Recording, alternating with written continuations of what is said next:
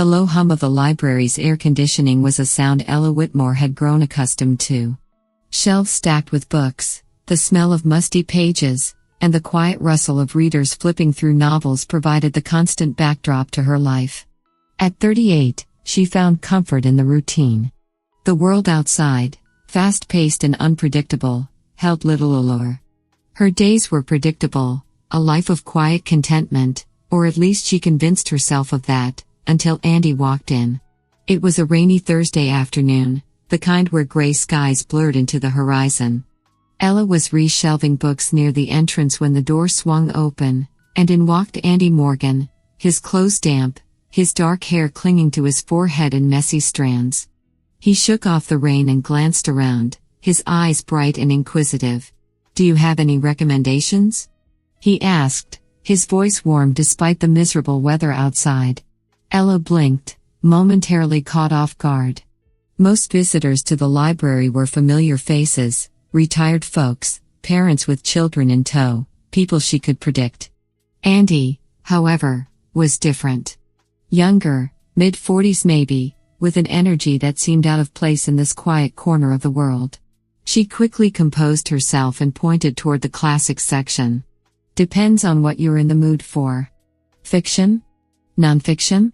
He smiled, and Ella felt her pulse quicken. "Surprised me." And so began their strange and unexpected connection.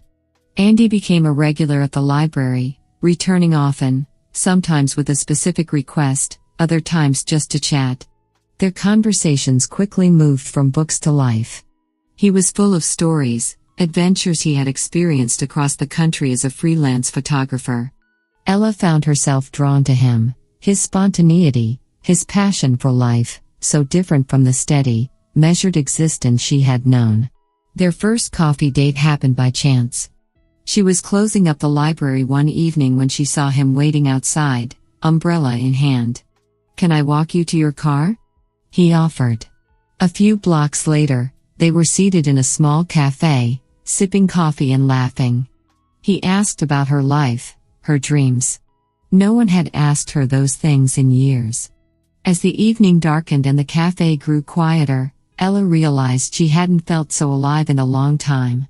She hadn't realized how much she was missing until Andy came along. Weeks turned into months, and their relationship blossomed.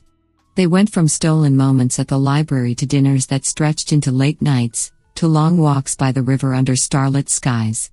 It was on one such evening, with the moon reflecting off the water, that Andy proposed, catching Ella completely off guard. "I know it's fast," he said, holding her hands in his. "But life is short, Ella. When you find someone who feels like home, you don't wait." Her heart pounded. Was it too fast? Was she ready for this change, this whirlwind? But as she looked into Andy's earnest eyes, the doubt melted away. It felt like something out of a novel, a whirlwind romance leading to a fairy tale ending. So, she said yes. The reality of her new life hit Ella the night she met Andy's parents. The Morgans were old money, the kind of wealth that draped itself in understated sophistication. They lived in a sprawling mansion on the outskirts of town, the sort of place where every piece of furniture seemed like it had a story to tell. And not all those stories were kind. The dinner had been arranged quickly after their engagement. Ella was nervous. She wasn't used to luxury or people who seemed so far removed from her world. But for Andy's sake, she put on her best dress and steeled herself for the evening. When she arrived, she was greeted by Andy's mother, Victoria Morgan.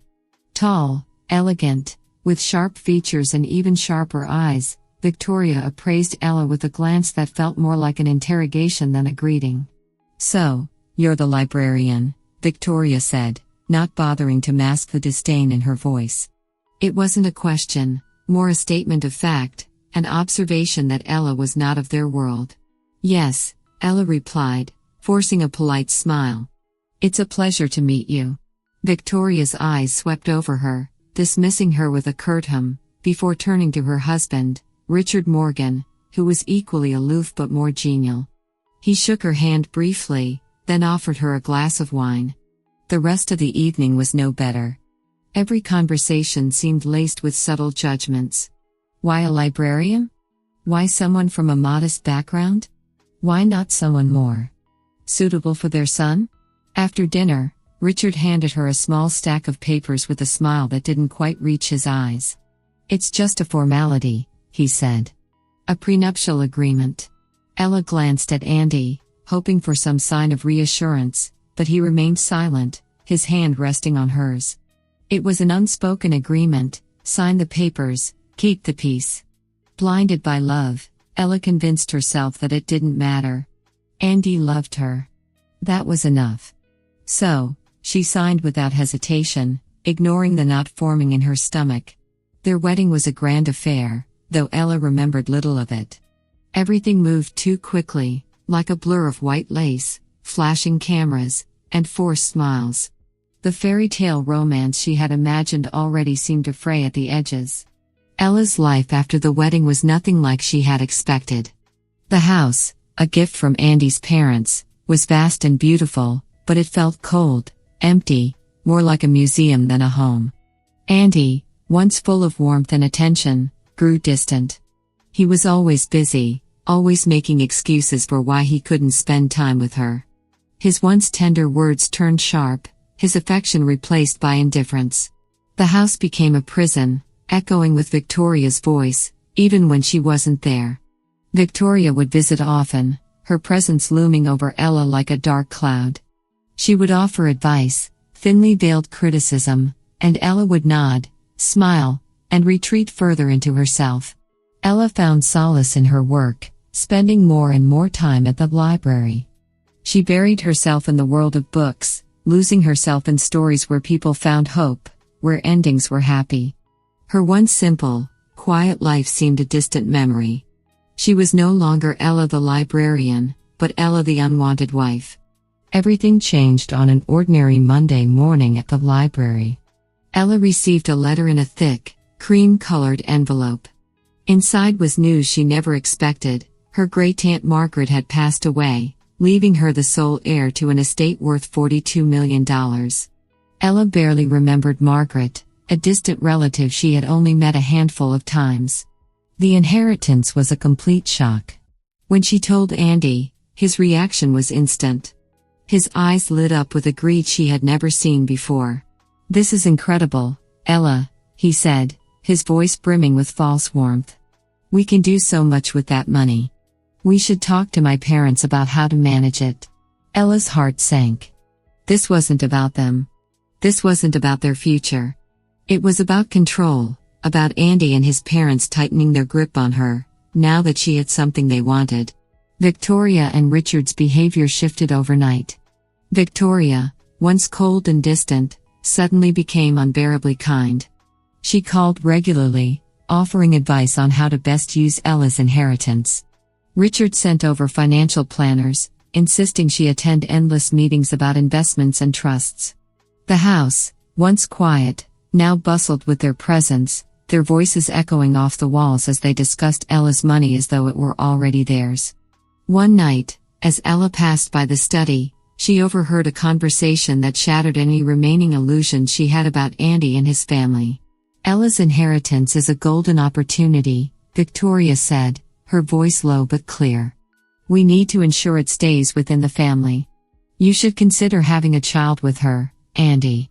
That would tie her to us." Ella's heart raced as she pressed herself against the door, straining to hear Andy's response. Andy's voice, usually so smooth, now dripped with something cold and calculating. "I know, Mother. I've been working on it."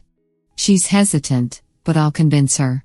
"You'd better," Victoria replied, her tone sharp. "A child would make it harder for her to leave, and once you have that leverage, the money will be easier to control.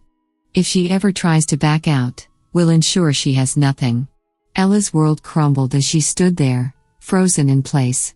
The man she had married, the man she thought she loved, was nothing more than a puppet, controlled by his parents' greed. The warmth, the romance, it had all been a facade, a well-crafted illusion to manipulate her. She stepped back from the door, her breath coming in shallow gasps. The hallway suddenly felt too small, the air too thin. The house she once thought of as cold but beautiful now felt like a gilded cage, every corner hiding lies and betrayal. She couldn't stay here. She couldn't let them take everything from her, especially not her dignity. That night, Ella didn't sleep. She lay awake, her mind racing with plans and possibilities. By morning, she had made up her mind. She would not be another pawn in the Morgans' twisted game. But first, she needed a way out. Ella sought legal advice quietly, without alerting Andy or his parents. The prenuptial agreement that Victoria had once forced her to sign turned out to be her saving grace. It protected her inheritance, ensuring that Andy could not touch a cent of the $42 million. But that wasn't enough. Ella wanted out. She wanted her freedom back. The lawyer she hired, a sharp woman named Janice Graham, was exactly what she needed. Janice listened to her story with empathy but also a fierceness that gave Ella hope. "You've been through enough," Janice said. "We'll handle this delicately, but firmly. They won't see it coming." It was an intricate process, preparing for the divorce without tipping Andy off. Ella moved carefully, continuing to play the role of the dutiful wife while gathering evidence of the Morgans' manipulation. She attended the financial meetings Richard arranged, nodded politely when Victoria called, all the while storing away every text, every email, every conversation that confirmed their greed. The final confrontation came one evening when Andy returned home late, as usual. Ella was waiting in the living room, her heart pounding, but her resolve unwavering. "I filed for divorce," she said, her voice steady. Andy blinked, taken aback. "What?" "I know everything," she continued, standing tall. "About your plans to control my inheritance. About how you and your parents plotted to trap me, even going so far as to suggest a child just to secure your hold over me. It's over, Andy." For a moment, Andy was silent, his eyes narrowing as he processed her words. "You don't know what you're talking about," he finally said, his voice hardening. "You're being paranoid." "Am I?" Ella reached into her bag and pulled out a small folder. "I've documented every conversation, every plan you made behind my back. I've also spoken to my lawyer. The prenuptial agreement you and your parents insisted on, thankfully, it protects my inheritance. You can't touch it." Andy's face twisted into a mask of fury. "You won't get away with this, Ella." "My parents." "Your parents can do nothing," she interrupted, her voice rising for the first time. "They don't control me. And neither do you." Andy stood there, speechless for a moment, his face a mix of disbelief and rage. But Ella didn't wait for him to recover. She turned and walked out, leaving behind the house, the marriage, and the lies. She didn't look back. The divorce proceedings were swift, thanks to the meticulous planning and the airtight prenuptial agreement. Andy and his parents tried to fight it, of course. There were threats, legal challenges, and endless attempts to intimidate Ella, but they all fell flat. With Janice's help, Ella stood her ground, and in the end, she walked away not just with her fortune intact, but with her dignity. But even with her financial security, Ella knew she needed more. The betrayal had left scars, not just on her heart, but on her sense of self. She needed a purpose, something beyond wealth, beyond the bitter memories of Andy and his family. That's when she thought of the shelter. It started as an idea, something small, just a way to give back. But the more she thought about it, the more the idea grew. There were so many women out there, women like her, trapped in situations where they were controlled, manipulated, and used.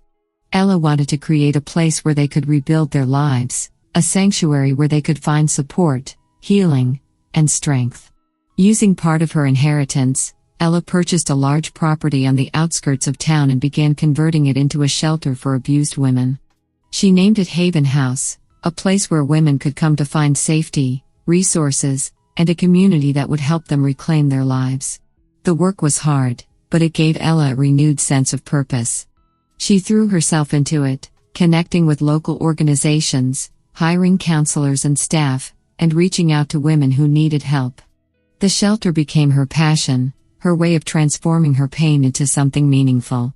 And as she worked, Ella found herself healing, too. The betrayal, the divorce, it no longer defined her. Instead, it became a chapter in her story, a lesson that had ultimately led her to a place of empowerment and strength. Months passed, and Haven House grew. The first women arrived, nervous and broken, much like Ella had once been. But with time, they found their voices again, their strength. Ella watched as they rebuilt their lives, drawing from the support and resources the shelter provided. It was a healing process for them, but also for her. Ella's life, once so quiet and predictable, had changed in ways she could never have imagined. The whirlwind romance, the betrayal, the divorce, it had all been part of a journey that led her to this moment. And while the road had been painful, it had also led her to a place of purpose. One evening, as she sat on the porch of Haven House, watching the sun set over the rolling hills, Ella reflected on how far she had come. She was no longer the shy librarian who had been swept off her feet by a charming stranger. She was stronger now, more resilient. And though she had been hurt, she had not been broken. Her phone buzzed, and she smiled as she saw a message from Janice, her lawyer-turned-close friend. It was a simple text, "How's the house?" Ella replied, "Full. And so is my heart." As the last rays of the sun dipped below the horizon, Ella stood and walked back inside, ready to face whatever came next. She had learned that life didn't follow the storybook narrative she once read in the library. But it didn't need to. Real life was messier, more complicated, and sometimes painful. But it was also beautiful, full of second chances and unexpected redemption. And in the end, Ella had found her happy ending, not in the arms of a man, but in the strength she had discovered within herself. If you liked this story, please subscribe, like, click the bell, and leave a comment. Thank you in advance.